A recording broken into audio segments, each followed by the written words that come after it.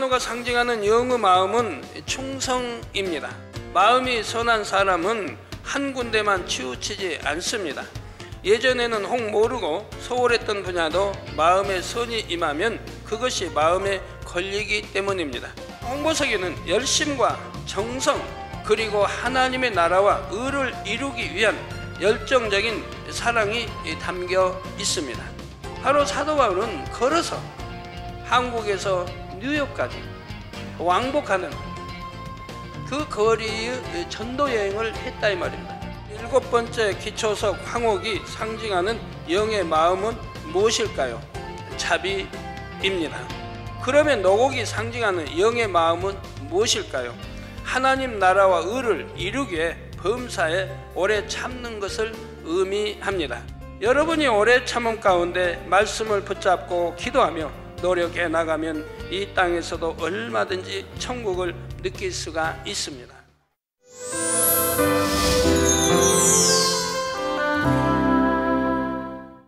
사랑하는 성도 여러분, 시청자 여러분, 지난 시간에 이어 새 예루살렘 12 기초석에 담긴 영적인 의미를 말씀드리겠습니다. 만일 여러분이 매주일 교회에 나올 때마다 진귀한 보석을 얻을 수 있다면 여러분의 마음은 어떨까요? 너무나 기쁘고 감사하며 다음 주일이 몹시 기다려질 것입니다.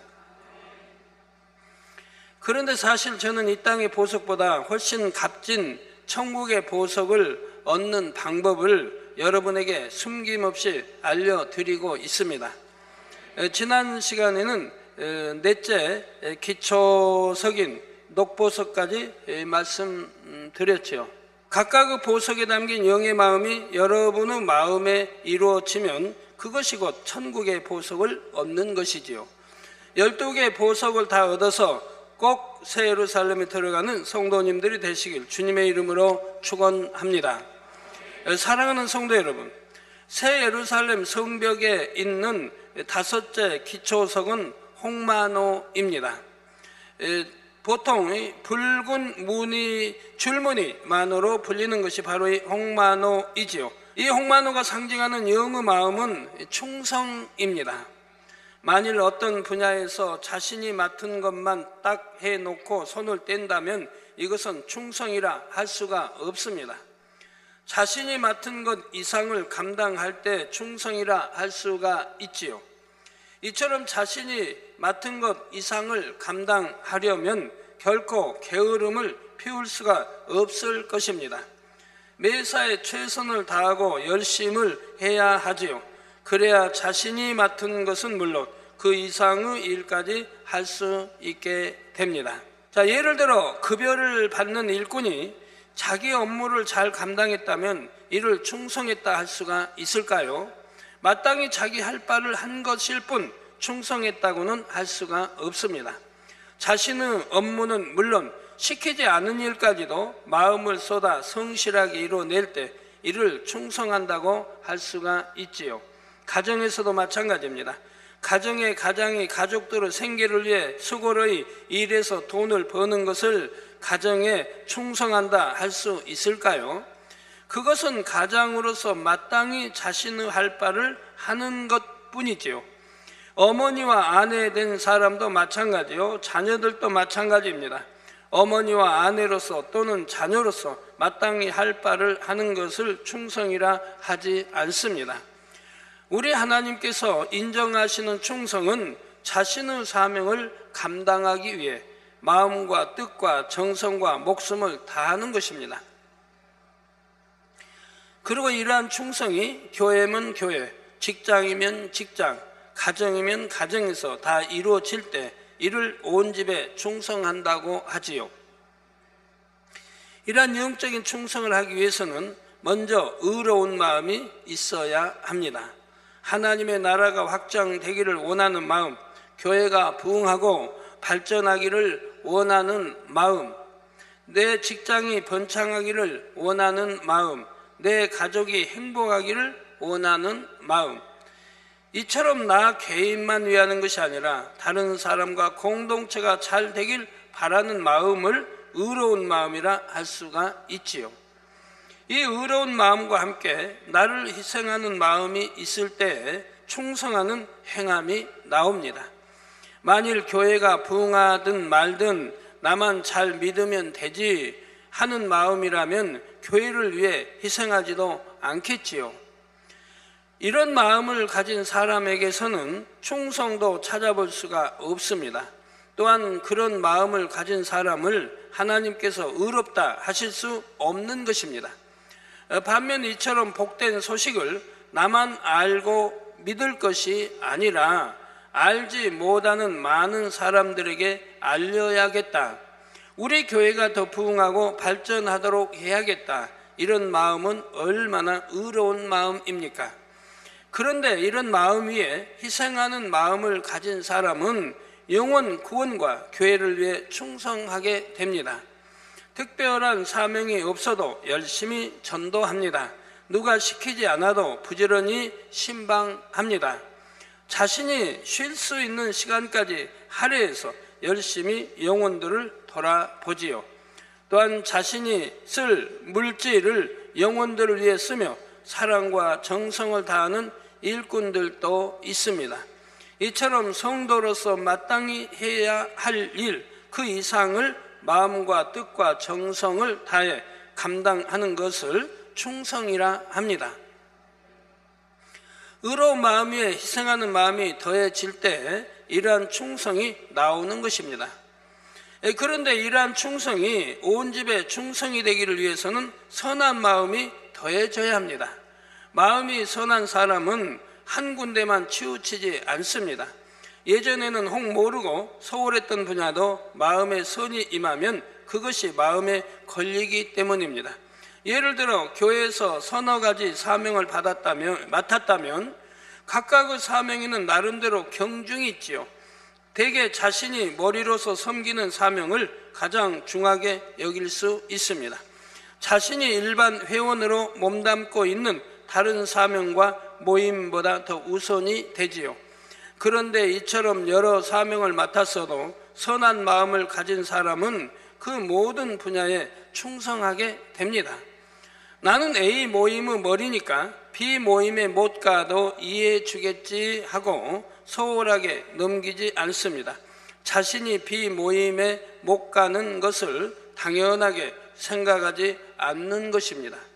마음이 선한 사람은 B 모임의 사람들이 자신을 이해해 주느냐 안 해 주느냐가 중요한 것이 아니지요. 마음속의 선으로 인해 B 모임에도 소홀해서는 안 됨을 스스로 느끼는 것입니다. 그래서 설령 B 모임에 가지는 못한다 해도 B 모임의 일원으로서 충분한 도리를 하는 마음씀을 보이게 되지요. 이는 마음에 쌓인 선의 분량에 따라 달라집니다. 마음의 선함이 적으면 자신이 소홀한 분야가 마음에 걸리지도 않습니다. 마음에 걸리기는 하지만 그냥 지나쳐 버리는 경우도 있지요. 여러분 예배에는 충성하십니까? 충성하십니까? 예배 시간에 지각이 나고 그러면서 충성한다고 하면 아니겠죠. 하나님 보시기에 기쁨이 될 수가 없습니다. 물론 수요예배나 이래서 직장에서 이제 직장 사정상 늦는 경우는 예외이고요. 그런데 매우 선한 사람은 마음에 걸리는 일은 그냥 무시하거나 지나치지 않습니다. 어떻게 하는 것이 선인 줄 아는데 자신이 행하지 않고 있으면 견디기 어렵지요. 선한 행함을 보여야만 비로소 마음이 평안해집니다. 이게 선한 사람은 악을 행할 수가 없습니다. 악을 행하게 되면 너무 마음이 불편하고 힘들 것입니다. 그래서 아예 악을 행할 생각 자체도 또 마음속에 악이 없으니까 그런 생각 자체도 들지를 않는 것이고요. 악한 사람이 악을 바랄 때 시원한 것처럼 선한 사람은 선을 행해야만 시원하죠. 그래서 선한 사람은 자연히 온 집에 충성할 수 있게 되는 것입니다. 악한 사람이 악을 바랄 때 시원하다고 하는 것은 설명 안 해도 아시겠죠? 악한 사람이 짜증내게 혈기 막 내고 그냥 뭐 한바탕 해놓고는 시원하다 하지 않아요. 그러면 마음이 풀린다고 스트레스가 싹 풀린대요. 악한 말 막 하고 악한 행동 해놓고. 자, 선한 사람은 직장과 가정에서도 자신이 마땅히 할 바를 하지 않으면 이내 마음에 걸립니다. 나는 그럴 수밖에 없었다고 이유를 대거나 핑계거리를 찾지 않죠. 이렇게 핑계거리 찾는 분들은 1년, 2년이 가도 고쳐지지를 않습니다. 왜? 나를 성찰하고 바라보고 이걸 돌이켜 핑계되지 않도록 행하려고 노력해야 되는데, 핑계에 대해서 자기를 정당화하기 때문에 고쳐지는 게 아니에요. 예배 시간에 지각하는 분도 마찬가지예요. 지각하는 분 1년 후에도 지각하고, 보면 지각하는 분들이 또 예사로 지각하고, 지각 않는 분들은 안 하고요. 그러면 지각한 분들 핑계를 대거든요.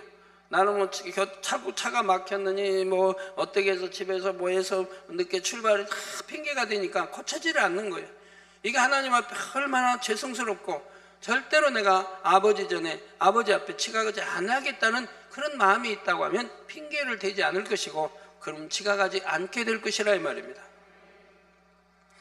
자, 예를 들어 교회에서 많은 직책을 맡은 장년 여성도님이 있다고 합시다. 그러다 보니 많은 시간을 교회에서 보내게 됩니다. 상대적으로 남편과 자녀들을 위한 시간은 이전과 비교할 때 많이 줄어들었고요. 이럴 때 정녕 선한 마음으로 온 집에 충성하는 분이라면 어떻게 할까요? 비록 가족을 위해 일하는 시간은 줄었다 해도 아내로서, 엄마로서 가족에게 베푸는 사랑은 줄어들지 않게 됩니다. 내가 교회 일로 얼마나 바쁜지 알죠? 그러니 잘못해도 이해해 주세요 하고 남편에게 소홀했던 분야를 그냥 넘기지 않지요. 시간이 줄어든 만큼 더 진하고 뜨거운 사랑으로 남편과 자녀들을 섬기고 보살피는 것입니다.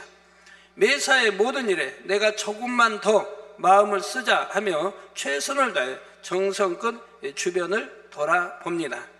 그러면 주변 사람들도 그 진실한 마음의 향을 맡음으로 인해 만족하게 되는 것입니다. 진실한 선과 사랑을 느낌으로 인해 오히려 이해하고 도와주려 하지요. 따라서 결과적으로 모든 사람과 더불어 화평할 수 있게 됩니다. 이것이 바로 선한 마음으로 온 집에 충성하는 것입니다. 하나님께서는 민수기 12장 7절에 모세에 대해 그는 나의 온 집에 충성됨이라 하셨습니다. 온 집에 충성된다고 하나님이 인정해 주셨습니다.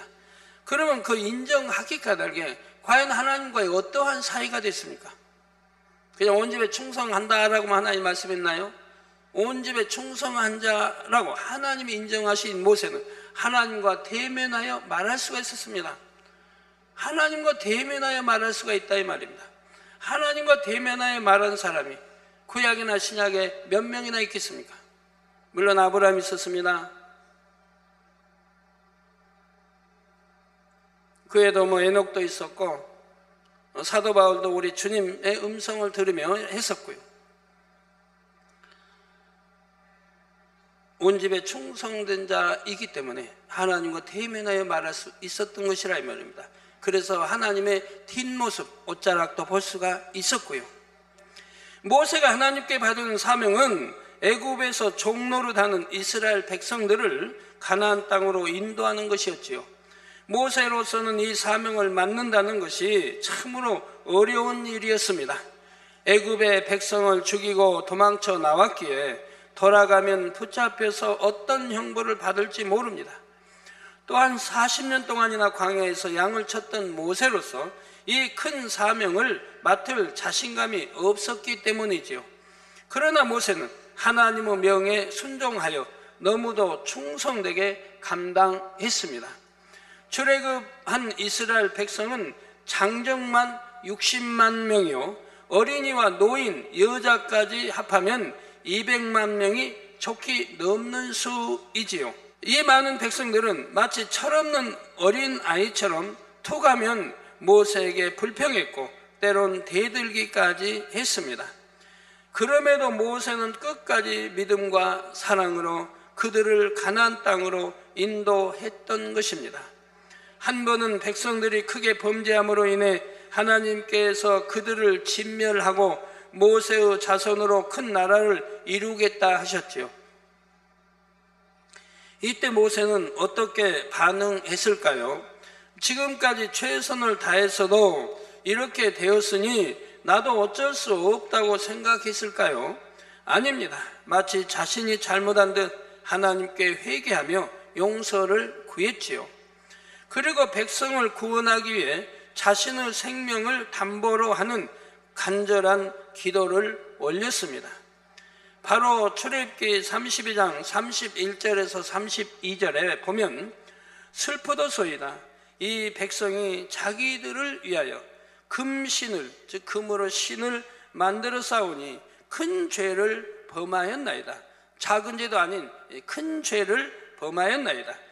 그러나 합의하시면 이제 그들의 죄를 사하시옵소서. 그렇지 않사오면 원컨대 주의 거룩하신 책에서 내 이름을 지워버려 주옵소서 했습니다. 자기 생명을 담보로 백성들의 죄를 사해 주기를 지금 구하고 있는 것입니다. 여기에서 주의 기록한 책이라면 이제 바로 생명책을 말하는 것이고요. 모세는 이처럼 맡은 사명을 감당하기 위해 마음과 뜻과 정성을 다하고 목숨까지 바칠 수가 있었습니다. 바로 이러한 충성된 마음을 하나님께서는 홍마노라는 보석의 빛깔로 나타내신 것입니다. 사랑하는 성도 여러분, 여섯째 기초석은 홍보석입니다. 여기서 홍보석은 홍옥수나 루비처럼 진한 붉은 빛이 나는 보석을 가리킵니다. 저는 1982년도에 교회 개척을 위해 기도하다가 환상으로 천국의 홍보석을 본 적이 있습니다. 주님께서 홍보석을 제 손에 쥐어주시는 장면을 함께 기도하던 몇몇 분들도 보았고요. 또 그 몇몇 분들이 영안이 열려서 보는 분들이었습니다. 그때 보았던 홍보석은 제 주먹보다는 조금 작으면서 동그란 모양이었습니다. 핏빛처럼 아주 붉으면서도 매우 투명하여 속이 들여다 보였지요. 굉장히 밝은 광채가 났고 너무 아름답게 느껴졌습니다. 당시 주님께서 홍보석을 제 손에 쥐어주시면서 때가 이르면 내가 이 뜻을 알리라 하고 말씀하셨지요. 왜 제게 홍보석을 주시는지 그 의미를 깨달을 때가 올 것이라는 말씀이었습니다. 그런데 계시록 강의를 풀어받을 때 비로소 이 홍보석에 담긴 영적인 뜻을 알게 되었죠. 1989년 7월 27일이었습니다. 바로 홍보석은 열심을 뜻하고 뜨겁게 사명을 감당한 자, 정성을 다한 자에게 주시는 것이라 했습니다. 이렇게 풀어주시는 말씀을 들으며 저는 하나님을 만난 이후에 제 마음을 돌아보았지요. 하나님의 나라와 의를 이루게 제 마음과 뜻과 정성과 목숨을 100% 다 바치기 원하는 마음이었습니다. 주님께서는 내가 그렇게 행할 것을 아시고 그때 내게 홍보석을 주셨구나 깨달으며 더욱 감사했던 것입니다. 저는 하나님 나라 의를 위해서라면 개척 전도 개척 때도 지금도 변함없이 참 해왔습니다. 제가 아무리 어려움을 참 뼈를 깎는 고통을 당한다 해도 하나님 나라를 위해서라면 주저없이 믿음을 가지고 해 나왔던 것입니다. 그래서 그런 일들이 참 많이 있어요. WCDN도 GCN도 시작하기 전에는 육의 눈으로는 육의 마음으로는 육의 마음으로는 정말 가능한 일들이 아니었어요. 왜? 당장 뭐 돈이 있어야 되는 건데 돈도 없고 뭐 기술자도 없고 또 이걸 어떻게 그렇게 해야 할지 도대체 난감한 그런 일이었습니다. 그랬지만 하나님이 말씀하시고 또 하나님의 일이게 어찌하든 믿음으로 해야겠다 결심하고 행해 나왔던 것인데 오늘날 크게 영광 돌리고 있지 않습니까?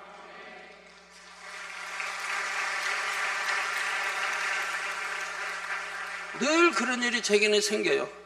정말 어떠한 하나님 나라를 위해서 하려고 할 때 또 누가 요청할 때 내가 그걸 허락하게 되면 저에게는 많은 고통이 따르게 돼요.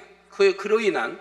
그런데도 그건 하나님의 일을 이루는 것이기에 그냥 그걸 그냥 좌시할 수도 없고 안 된다 할 수도 없고 그래요. 그런 마음이에요. 내가 어렵더라도, 내가 힘이 들더라도, 내가 뼈를 깎는 고통을 받는다 해도 저 아나미를 이루기 위해서 내가 도와야겠다, 그런 심정으로 항상 행해 나가게 되죠. 그래서 믿음으로 행해 나가게 되는 것이고요. 그러다 보면 또 하나님께서 기뻐하시고 이룰 수 있도록 역사에 오는 것을 보게 됩니다. 이처럼 홍보석에는 열심과 정성, 그리고 하나님의 나라와 의를 이루기 위한 열정적인 사랑이 담겨 있습니다. 그러면 이 홍보석 같은 뜨거운 마음으로 하나님의 나라에 헌신한 인물로는 성경에서 대표적으로 누구를 들 수 있을까요? 바로 사도 바울을 들 수가 있습니다. 제가 개척 전에 이렇게 초신자 때부터 성경 읽고 또 말씀 들으면서 저에게 감동을 주고 제가 제일로 사모했던 분이 구약에서는 모세였습니다. 그 모세 선지자 너무 좋은 거예요. 그 신약에 와서는 사도 바울이 너무 좋고요. 물론 다른 선지자도 다 좋지만 그 중에서도 제일 구약에서는 모세였고 신약에서는 사도 바울이었습니다. 사도 바울은 주님을 만난 이후로 그 생명이 끝날 때까지 변함없이 주님을 사랑하는 행함을 보였지요. 이방인의 사도로 부름받아 1차, 2차, 3차에 걸친 전도 여행을 통해 많은 영혼을 구원하며 여러 교회를 세웠습니다. 그리고 전국엔 로마에서 순교당하기까지 쉼없이 예수 그리스도를 증거했지요. 사도 바울의 선교 여행 거리는 약 13,400 항공마일로 뉴욕, 한국 간 왕복 거리, 항공마일이란 직선 거리이므로 실상은 이보다 더 많이 다녔습니다. 바로 사도 바울은 걸어서 한국에서 뉴욕까지 또 왕복하는 그 거리의 전도 여행을 했다 이 말입니다. 그러니까 그의 생은 그냥 걸어 다니며 전도하는 것이 대부분을 보냈어요. 사도 바울이 이방인의 사도로서 걸었던 길은 너무도 고되고 험난한 길이었습니다. 생명을 잃을 수도 있는 여러 위험이 있었고 유대인들의 회방과 핍박도 끊임없이 따랐지요. 매를 맞고 감옥에 갇히기도 하고 탄대가 파손한 적도 3번이나 있었습니다. 또한 잘 자지 못함은 물론이요, 줄이고 목마르며 추위와 더위를 당했습니다. 사람으로서는 견디기 힘든 많은 고난이 늘 전도 여행 중에 동반했던 것입니다. 그런데도 사도 바울은 그 길을 택한 것을 한 번도 후회하지 않았습니다. 어렵다, 잠시만 쉬고 싶다는 생각이 순간 스쳐간 적도 없었지요. 마음이 요동하거나 두려워 떤 적도 없었고요. 자신이 그처럼 어려움을 당하면서도 항상 교회와 성도들을 위한 염려가 앞섰습니다. 바로 고린도후서 11장 28절에서 29절에 이 외의 일은 고사하고, 이 많은 역경, 고난, 시험, 환난, 이런 이 외의 일은 고사하고 오히려 날마다 내 속에 눌리는 일이 있으니 곧 모든 교회를 위하여 염려하는 것이라. 저 모든 교회를 위하여 염려하는 것이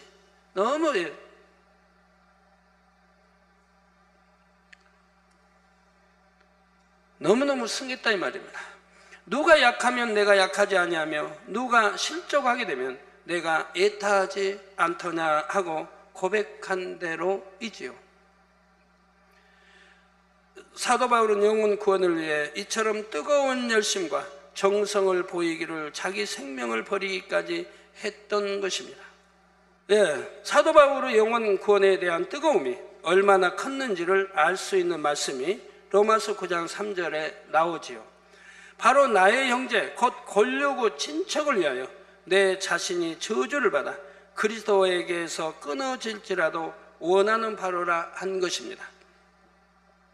여기서 권력의 친척이란 혈연으로 이루어진 사람들만이 아닙니다. 사도 바울을 핍박하는 유대인들을 포함해서 모든 이스라엘 백성들을 의미하지요. 사도 바울은 바로 그들이 구원될 수만 있다면 자신은 지옥에 갈 수 있다고 한 것입니다. 바로 모세 선지자처럼 자기 생명을 담보로 백성들이 구원받기를 원하는 그런 뜨거운 열정, 사랑이 있는 거예요. 아무나 할 수 있는 게 아니에요. 더군다나 하나님 아버지 앞에 하는 일인데 헛한 말을 하는 거 아니고, 진심이 없는 말을 할 수 있는 게 아니고, 거짓말 뱉을 수 있는 건 아닌 거예요. 중심에 진실한 말이라 이 말입니다. 영혼들에 대한 사랑이 얼마나 뜨겁고 그들을 구원하기 위한 열심이 얼마나 큰지를 알 수가 있지요. 이처럼 주님을 향한 뜨거운 사랑으로 영혼 구원을 위해 열심과 정성을 다하는 마음이 바로 홍보석의 붉은 빛으로 표현된 것입니다. 사랑하는 성도 여러분, 새 예루살렘 성벽에 있는 7번째 기초석은 황옥입니다.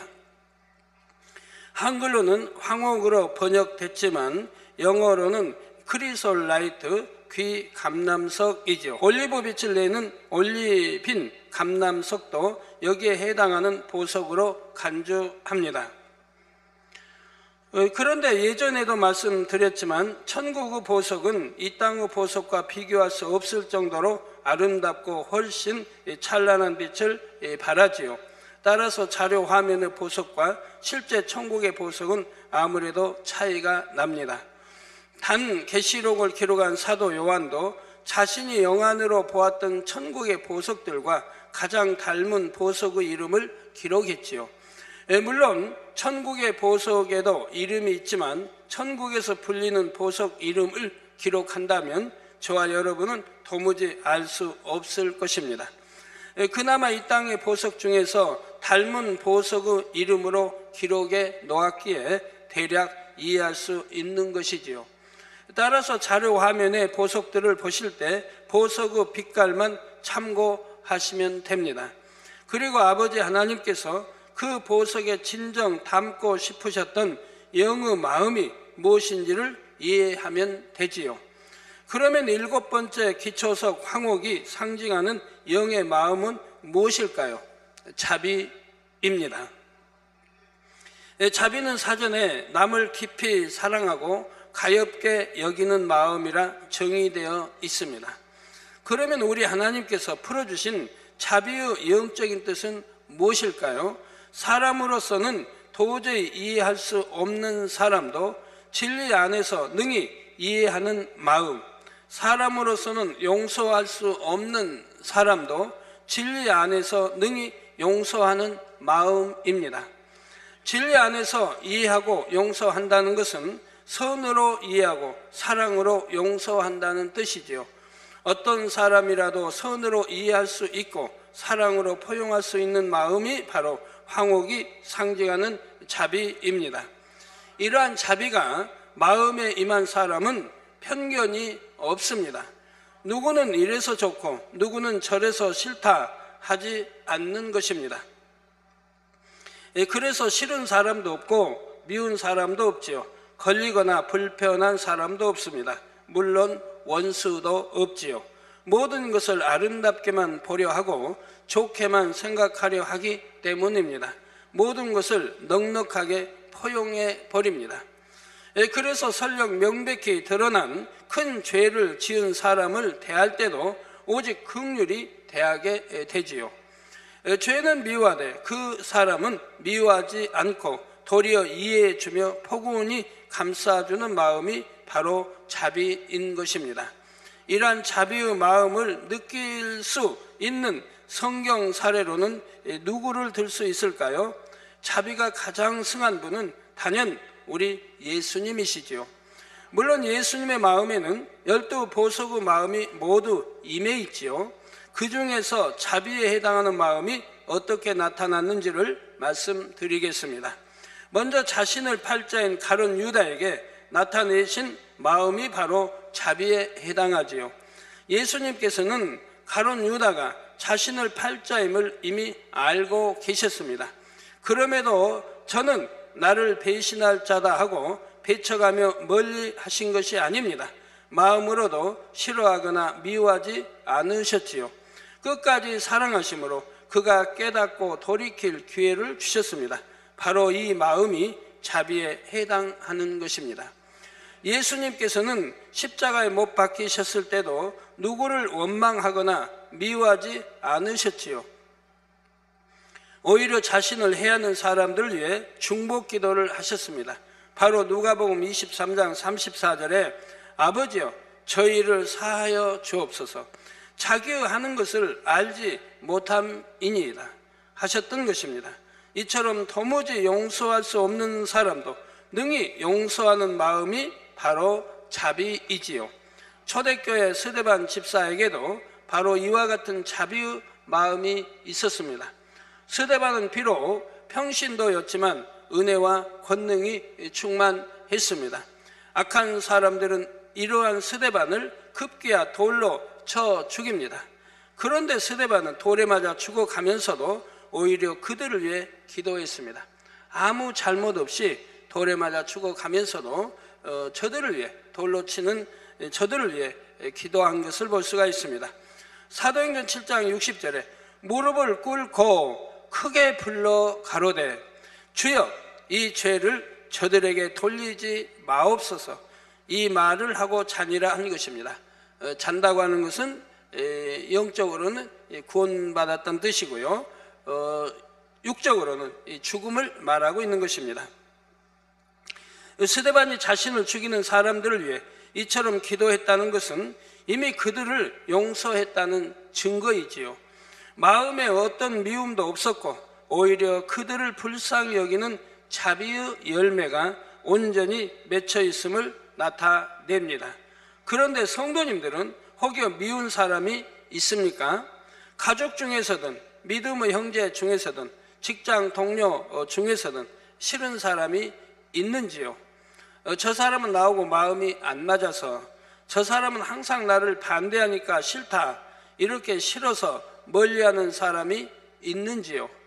내 생명을 해하려는 것도 아닌데 이런저런 이유로 싫어하고 미워한다면 자비의 마음과 얼마나 거리가 있겠는지요? 어떤 미운 사람도 싫은 사람도 없고 모든 사람을 이해하며 포용하고 선대할 수 있는 마음이 되어야 합니다. 그렇게 된다면 먼저 여러분 자신이 얼마나 행복하겠는지요. 이처럼 아름다운 자비의 마음을 아버지 하나님께서는 황옥이라는 보석의 빛깔로 나타내 주신 것입니다. 사랑하는 성도 여러분, 이제 새 예루살렘 성벽의 8번째 기초석인 노곡에 대해 말씀드리겠습니다. 노곡은 영어로는 베릴이라는 보석으로 연한 청록색의 녹주석에 해당합니다.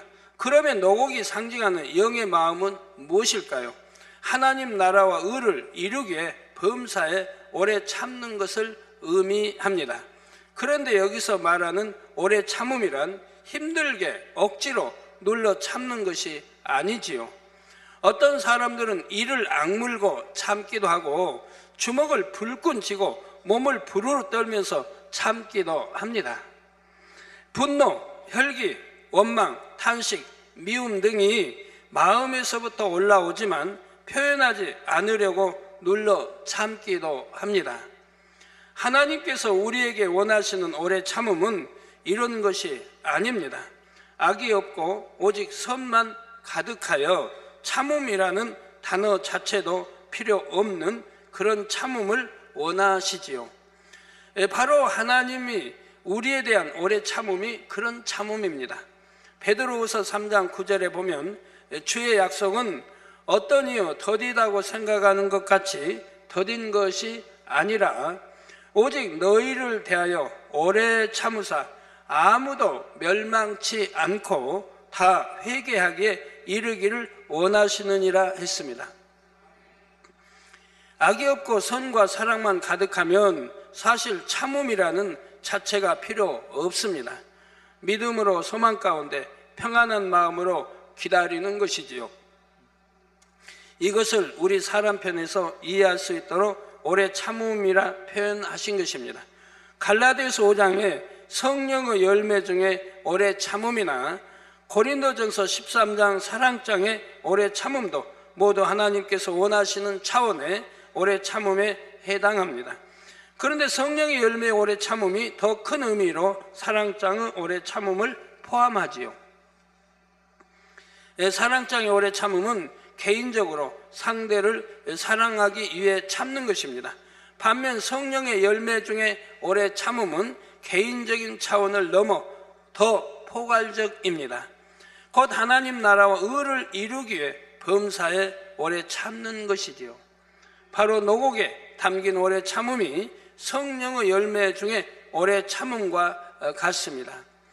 그런데 하나님의 나라와 의를 이루기 위한 오래 참음은 크게 세 가지로 나눌 수가 있습니다. 첫째로 하나님과 우리 사이의 오래 참음이 있습니다. 하나님께서 주신 약속이 이루어지기까지 오래 참아야 합니다. 우리 아버지 하나님은 신실하신 분이지요. 한 번 하신 말씀은 반드시 실행하시며 변함이 없으십니다. 따라서 하나님께 어떤 약속을 받았다면 그것이 이루어지기까지 오래 참아야 합니다. 하나님께서는 언제 축복을 줘야 가장 좋을지까지도 아시기 때문이지요. 또한 우리 편에서 하나님께 무엇을 구했다면 응답이 올 때까지 오래 참아야 합니다. 마가복음 11장 24절에 그러므로 내가 너에게 말하노니 무엇이든지 기도하고 구하는 것은 받은 줄로 믿으라. 그리하면 너희에게 그대로 되리라 하셨지요. 우리 예수님께서는 이처럼 무엇이든지 기도하는 것은 받은 줄로 믿으라 말씀하셨습니다. 무엇이든지 기도하는 것은 받은 줄로 믿으라. 그래 여러분들 이렇게 믿고 기도하십니까? 응답 받을 때까지 변함없이 믿고 강구해 오셨는지요?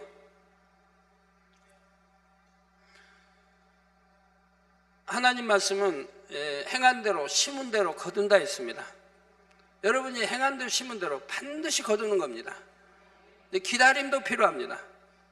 어떤 분은 하나님이 심은 대로 바로 주시기도 하고, 어떤 분은 누르고 온 대로 넘치도록 주시기도 하고, 어떤 분은 30배, 60배, 100배로 주시기도 합니다. 반드시 주십니다. 물론 기도하는 분이 참음이 필요하죠. 왜 나는 심은데 응답이 오지 않을까?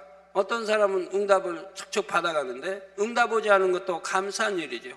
왜? 하나님이 보실 때 아직 때가 아니기 때문이고 지금 주어서는 아니 되기 때문이죠.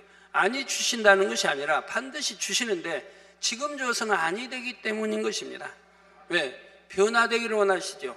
영혼이 잘 되기를 원하신다 이 말입니다. 영혼이 잘 되어서 주시기를 원하신다 이 말입니다. 그래야 잘못이 없어진다, 잘못되는 일이 없어지는 것이라 이 말입니다. 욕심이 돼도 안 되고 잘못되어지니까. 그래서 영혼이 잘 되기를 기다리시는 것이 많이 있다 이 말입니다. 그래서 여러분이 영혼이 잘 되어지는에 따라서 또 주시기도 하고 또 영혼이 잘 되어서 주시기도 하는 것을 볼 수가 있습니다. 그러나 대부분 영혼이 잘 되어지는 만큼 따라서 주시는 것을 볼 수가 있습니다. 그런데 혹 이런 말씀을 하는 성도가 있습니다. 나는 열심히 철회하고 금식도 했는데 응답을 못 받았어요 하고 불평하는 것이죠. 이는 농부가 씨를 심어놓고 곧바로 열매가 맺히지 않는다고 해서 땅을 헤집어 버리는 것과 같습니다. 씨를 심었으면 싹이 나고 자라나 꽃이 피고 열매를 맺기까지 오래 참아야 하지요. 그렇다고 그냥 기다리기만 하면 될까요? 농부가 씨를 뿌려놓고 저 도시로 가서 몇 달 있다가 와서 이제 그 씨 뿌린 것이 얼마나 자랐나 보면 될까요? 그렇게 해가지고는 거둘 수가 없는 것입니다. 농부는 좋은 열매를 얻기 위해 잡초를 뽑아주고 해충을 막아주는 등 땀 흘리며 가꾸는 수고를 하지요. 이처럼 우리 편에서도 기도한 것을 하나님께 응답받기 위해서는 우리 편에서 할 일이 있습니다. 믿음, 기쁨, 기도, 감사, 충성, 계명 지킴, 사랑이라는 7영의 합당한 분량을 채워야 하는 것입니다. 각자의 믿음에 맞춰 합한 분량을 채우기만 하면 하나님께서는 지체 없이 응답해 주십니다. 우리가 이렇게 채우는 이러한 것들은 농사 짓는 거에 비교해서 너무 수월합니다. 농사는 땀 흘리고 얼마나 힘들게, 아프도 병원에 한번 뭐 옛날에 병원이 있나요? 뭐 약이 제대로 있나요? 끙끙 앓으면서도 일을 해야 돼요. 이처럼 하나님에 대한 오래 참음의 시간은 온전한 응답을 받기 위한 시간임을 알아 더욱 기뻐하고 감사할 수 있기를 바랍니다. 둘째로 사람 사이에 오래 참음이 있습니다. 사랑장의 오래 참음이 여기에 해당한다고 볼 수가 있지요.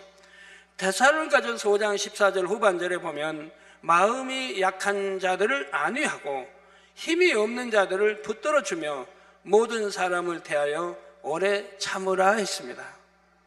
사람 사이의 모든 관계 속에서 어떤 상대라도 사랑하기 위해서는 오래 참음이 필요한 것입니다. 어떠한 사람이라도 믿어주고 참아주며 잘 될 것을 바라봐 주려면 오래 참아야 하지요. 내가 기대했던 것과 반대로 행동해도 그 모든 것을 견딜 수 있어야 합니다. 이해해주고 감싸주며 용서해주고 양보해주며 오래 참아야 하는 것입니다. 전도를 잘하시는 분들을 보면 이런 오래 참음이 많이 임해 있습니다. 전도 대상자가 나를 싫어해도 찾아갑니다.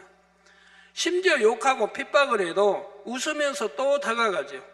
저 영혼이 구원받아야 한다는 사랑 마음으로 기뻐하고 감사하며 결코 포기하지 않습니다.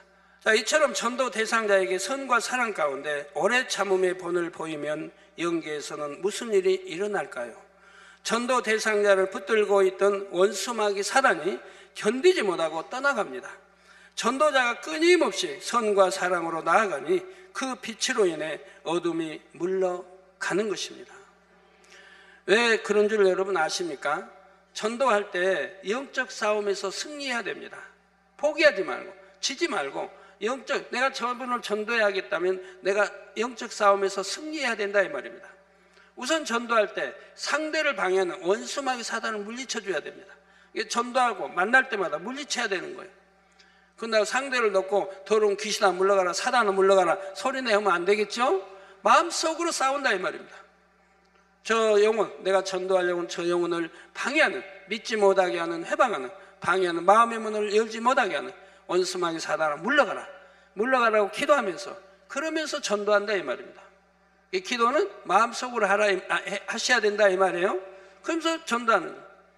이렇게 하루가 되고 이틀이 되고 계속하니까 원수마귀 사단이 결국은 견딜 수가 없다 이 말입니다. 하나님의 사람이, 빛의 사람이 자기를 물러가라고 계속 하니까 견딜 수가 없다 이 말입니다. 결국은 물러가게 될 때 마음의 문이 열리고 그리고 전도가 되어지는 것이기 때문에 포기할 사람은 하나도 없는 것입니다. 자, 그러면 전도 대상자도 마음의 문이 열려 결국 원수마귀도 물러가고 영적 싸움을 승리하면 마음의 문을 여는 거예요. 그 마음의 문이 열리고 복음을 받아들여 구원에 이를 수가 있습니다. 이제 셋째로 자신의 마음을 개조하기 위한 오래 참음이 있습니다. 마음을 개조한다는 것은 마음에서 비진리와 악을 뽑아내고 진리와 선을 심는 작업을 말하지요. 이처럼 마음을 개조할수록 믿음이 성장합니다. 갓난아이의 믿음에서 어린아이의 믿음으로 이어 청년의 믿음, 아비의 믿음으로 자라지요. 아버지 하나님께서는 우리가 아비의 믿음에까지 이르기를 원하십니다. 바로 그것이 하나님께서 진정 원하신 참 자녀의 믿음이고요. 이처럼 장성한 믿음의 분량에 이르기까지는 마음을 개조하는 작업이 꼭 있어야 하지요. 마음을 개조하는 작업은 밭을 개간하는 과정과 비슷합니다. 돌을 골라내고 잡초를 뽑아내야 하지요. 때에 따라 흙을 갈아 엎어 줘야 하고요. 그래야 좋은 밭이 되어 무엇을 심더라도 잘 자라서 열매를 맺는 것입니다. 사람의 마음도 마찬가지지요. 마음 안에서 악을 발견하여 벗어버리는 만큼 좋은 마음밭이 됩니다. 그래야 하나님의 말씀의 씨가 심겨질 때 싹을 내고 잘 자라나 열매를 맺게 되지요. 그런데 밭을 개간할 때 힘쓰고 애쓰며 땀 흘리는 수고를 해야 하듯이 마음밭을 개간할 때도 마찬가지입니다. 힘쓰고 애써 간절하게 부르짖어 기도해야 합니다. 그럴 때 성령은 능력을 받아 묵은 땅과 같은 육의 마음이 개간되지요. 이 과정이 그리 쉬운 것은 아닙니다. 그래서 많은 사람들이 힘들어하고 때론 낙심하며 좌절하기도 하지요. 그러므로 여기에도 오래 참음이 필요한 것입니다. 자신의 변화가 더디게 보일지라도 낙심하거나 포기하지 말아야 하지요. 자신을 위해 십자가에 못 박혀 죽으신 주님의 사랑을 되새김으로 다시금 힘을 내어 마음밭을 개간해 나가야 합니다. 또한 마음밭을 온전히 개간했을 때 주시는 하나님의 사랑과 축복을 바라보며 더욱 감사함으로 일궈 가야 하지요. 그러므로 성도님들은 자기 자신에게도 오래 참을 수 있기를 바랍니다. 아무 노력도 없이 언젠가는 되겠지 하고 무작정 기다리라는 말씀이 아니지요. 예를 들어 올해 밭을 다 개간하지 못해 좋은 소출을 내지 못했다 해도 열심히 수고한 만큼은 거뒀을 것입니다. 그러면 그것에 감사하고 또 내년을 기약하면 되지요. 앞으로 더 잘 개간해서 더 좋은 열매를 맺어야지 하고 다시 소망 가운데 달려가면 되는 것입니다. 이렇게 마음을 개조하기 위한 오래 참음도 힘들게 억지로가 아니라 기쁨과 감사함으로 할 수가 있습니다. 모든 성도님들이 이러한 오래 참음으로 꼭 옥토 같은 마음을 가진 참 자녀로 변화되시길 주님의 이름으로 축원합니다. 결론을 말씀드립니다. 사랑하는 성도 여러분, 이런 보석 같은 마음들이 하나씩 여러분의 마음에 알알이 맺힌다면 얼마나 행복할까요? 그야말로 마음이 천국이지 않겠는지요. 여러분이 오래 참음 가운데 말씀을 붙잡고 기도하며 노력해 나가면 이 땅에서도 얼마든지 천국을 느낄 수가 있습니다. 신실하신 하나님께서 은혜와 능력을 주시고 성령께서 도와주시기 때문이지요. 믿음으로 소망 가운데 새 예루살렘을 바라보며 힘차게 나아가는 모든 성도님들이 되시길 주님의 이름으로 축원합니다.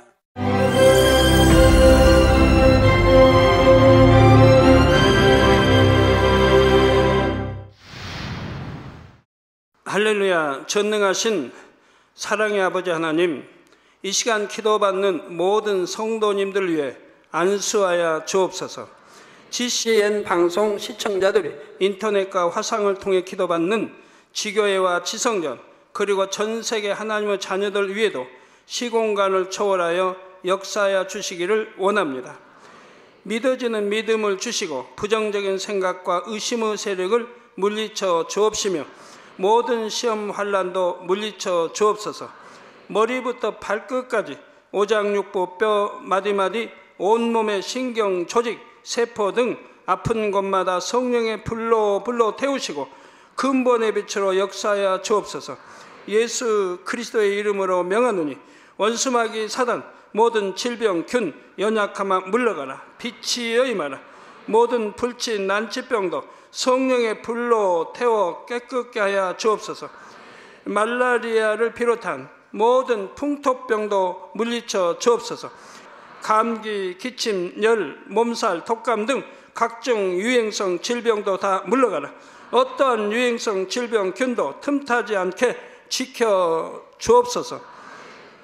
위암, 폐암, 간암, 유방암, 자궁암, 대장암, 피부암 등 각종 암과 에이즈, 백혈병, 뇌졸중, 고혈압, 저혈압, 심장병, 폐병, 위장병, 당뇨, 부인병, 피부병, 갑상선 질환과 모든 염증도 깨끗게 하여 주옵소서.